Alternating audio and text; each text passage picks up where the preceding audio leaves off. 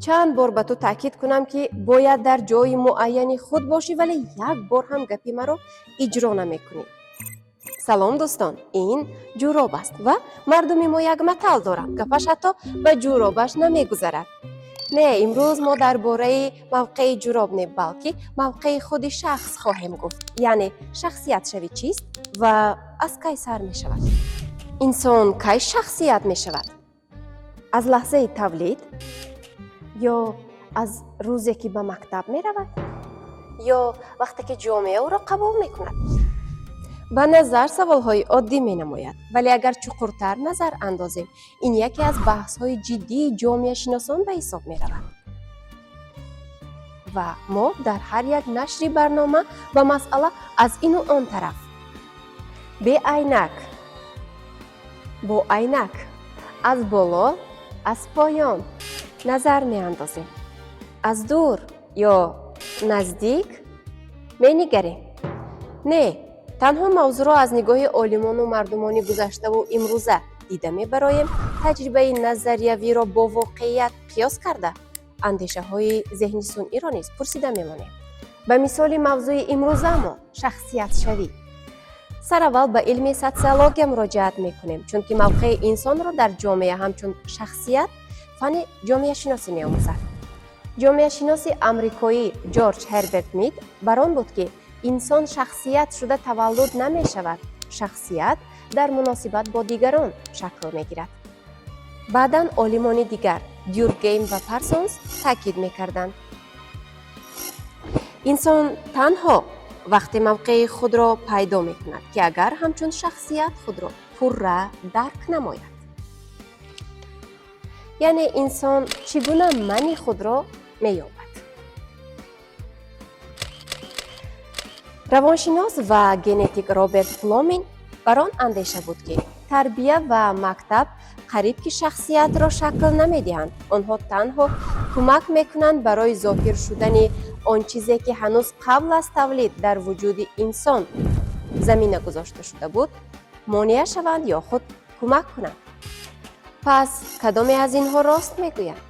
پاسخ این سوال را حقیقت کنونی جامعه می گوید و بس. حقیقت کنونی جامعه باشد صدای باطنی ما و شماست یا جوابین شخص. اینجا باز چیزی دیگر هم هست. مثلا قصه موگلی را گیریم. او کودکی بود. در جنگل میان حیوانات کلان شد. او چقان ناترس به وی رسید. میدوید، شکار میکرد. حتی نسبت به آدمان جسورتر بود. اما شعور او تا کدام اندازه تشکل یافته بود؟ آیا وی شخصیت اجتماعی بود؟ او زبان انسانی نداشت. قاعده های جامعه را هم نمیدانست. معاشرت اجتماعی هم نداشت. و همینجا علم جامعه شناسی میگوید انسان تنها با تولد شدن انسان نمی شود. از این بر می آید که جامعه انسان را می سازد. یعنی ما خود را در تنهایی ساخته نمی توانیم. ما آهسته آهسته از نگاه ها، سخن ها، مناسبت ها و محیط اطراف شکل می گیریم. کودک اول آواز مادر را می شنود، بعد تبسم را می آموزد، بعد کلمه ها را. بعداً می فهمد که چی خوب است و چی بد. یعنی جامعه آهسته آهسته می فهماند که ما کیستیم. و این روند را جامعه شناسان شخصیت شوی یا سوسیالیزاسیون می نامند. عجایباتش در چیست می دانید؟ در آن که ما حتی پی نمی بریم چگونه جامعه ما را می سازد. یعنی طرز لباس پوشی، طرز سخن گفتن، طرز دوست داشتن و حتی طرز خفه شوی را نیست. بسیار چیزهایی که ما من میگوییم اصلا محصول محیطند. خیلی که فیلسوف فرانسوی دیورکهیم میگفت جامعه از انسان بالاتر میایستد. یعنی قاعده ها، معیارها، ارزش ها به ما تاثیر میکنند. حتی وقتی فکر میکنیم که انتخاب و اختیار در دست ماست. مثلا اینجا تجربه ها نیز گذرانیدند. اگر همه در تالار خاموش شوند ما نیز آوازمان را به اختیار پستر و باز هم پستر میکنیم. کسی ما را مجبور نکرد که این تاثیر جامعه و خصوصیت فردی ما بود. یا مثال دیگر را گیریم.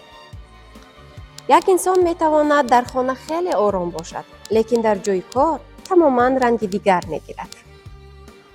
این گونه خصلت را بیشتر نورسان دارند. چرا؟ چون انسان در جامعه نقش می‌بازد. نقش پدر، مادر، راهبر، دانشجو، دوست و غیره. ولی آیا حتما همه آدمان مثل جامعه باید زندگی کنند؟ اینجا بحث آغاز می شود. چون بعضی ها می گویند من می خواهم از جامعه دور باشم، تنها زندگی کنم، خودم را دریابم و حتی این مود زمانه هم شده است. و عجیبش این است که انسان واقعا در تنهایی خود را بهتر و خوبتر می فهمد. اگر تنها توسط جامعه انسان معنی خود را دریابد، پس آن نفرانی که در کوه‌ها و دشت‌ها و جنگلزارها زندگی درویشانه را پیشه خود کردند چی باید گفت؟ آنها از ما دیده بیشتر طرز حیاتی سالم دارند و بردم و آرام هستند. اگر از آنها اوید به هستی عالم آدم پرسیم، در جواب می‌فهمیم که در روبروی ما داننده اسرار هستی ایستاده است. فیلسوف و صاحبکار مشهور سیسیمبای میگوید هر آن چیزی که در حیات هست باید حقوق موجودیت خود را اثبات کند.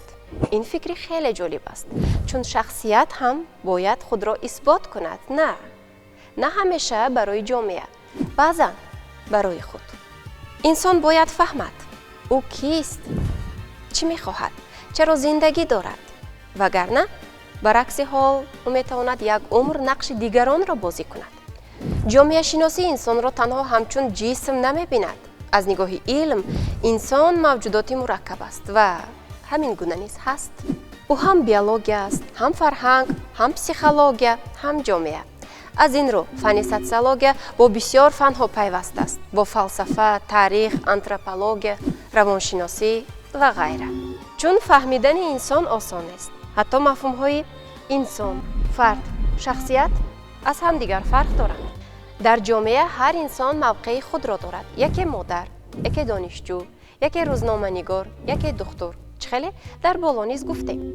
و عجیبش در آن است که آدمان ما را از روی همین موقع قبول می‌کنند. جامعه شناسان اینجا تجربه جالب گذرانیدند. با گروه‌های گوناگون دانشجویان یک آدم را نشان داده گفتند به گروه اول این دانشجو است، به گروه دوم این پروفسور است و همان آدم در نظر گروه دوم جدی‌تر، با عقل‌تر و حتی قد بلندتر نمود. یعنی جامعه نه تنها به ما بلکه به دید ما تاثیر می‌رساند. چرا میگویید؟ چون انسان به نقش اجتماعی خود وارد می‌شود. این خیلی مهم است. بعضا ما فکر می‌کنیم من چنین انسان هستم. اما سوال، شاید شما تنها به نقش عادت کرده اید و بس؟ اینجا سوال همانا به جواب معین خود میماند. آیا انسان خود شخصیت است یا در جامعه شخصیت خود را میسازد؟ پسیخولوژی گومانیستی تصدیق میکند که کودک با یک پتانسیل ناتکرار باطنی تولید میشود. تخم سیب هنوز درخت سیبی تیار نیست، ولی در داخلش چنان برنامه جایگیر کرده شده است که حتما به درخت سیب تبدیل می‌یابد، نه به چنار یا گل صدبرگ. وظیفه والدان نه تغییر دادن کودک موافق خواست خودشان، بلکه به آنها کمک کردن تا اینکه تخم باطنی درست انکشاف یابد و رشد کند. کلاسیکان ما نیز از قبیل سعدی شیرازی چنین اندیشه دارند: باران که در لطافت طبعش خلاف نیست، در باغ لاله روید و در شوربون خس. یعنی شخصیت انسان از ذات او وابسته است. چه خیلی که گفتند پرتوی نیکان نگیرد آن که بنیادش بد است، تربیت نااهل را چون گردکان برگون بد است. اینجا فردوسی نیست، هم فکری سعدی است. اما یک چیز معین است: انسان بیرون از جامعه تشکل نمی‌یابد. ما از همدیگر ساخته می‌شویم، از عائله، مکتب، دوستی، محبت، زخم‌ها، تجربه‌ها، سخن‌ها. حتی یک جمله می‌تواند شخصیت سازد یا شکند. از این رو جامعه تنها جای زندگی نیست، جای مبارزه است. جامعه استخوانه انسان است یا مرکز انسان، وحدت وجود میگویند کو. از این رو یک سوال مهم شاید همین باشد: پس ما چگونه آدمان را میسازیم؟ چون کودکی که امروز کلان میشود فردا محیط اجتماعی ما را میسازد و اگر جامعه انسان را شخصیت کند، پس هر یکی ما در ساختن شخصیت همدیگر سهم داریم. ولی ذهن سنئی در این مورد چی میگفته باشد؟ وای کو انسان نیست، شاید نظری دیگری دارد؟ جیمینی چنین میگوید: انسان شخصیت تولید نمی شود، بلکه در لحظه انتخاب باشعورانه و قبول مسئولیت برای عملهای خود در نزد جامعه به شخصیت تبدیل می یابد. ژنتیک به ما پتانسیل می دهد، جامعه و معارف محیط را، اما شخصیت وقت شکل می گیرد که انسان من خود را خودش معین کرده، خواهش‌هایش را از انتظارهای دیگر جدا سازد. چت جی پی تی باشد چنین جواب داد: شخصیت مجموعه خصوصیت‌های دائمی انسان است: تفکر، ارزش‌ها، خصلت، رفتار و مسئولیت. انسان شخصیت می شود وقتی که خود را می فهمد، انتخاب کرده می تواند و برای عملهایش جوابگر می شود. حتی ذهن سنئی نیز بر آن نظر است که مسئولیت و دارای اندیشه بودن انسان را شخصیت می سازد. پس چی می شود که برای انکشاف خود و وطن عزیز باز هم کمر همت را سخت‌تر بندیم، چون تمام شرایط برای رسیدن به این هدف مهیاست.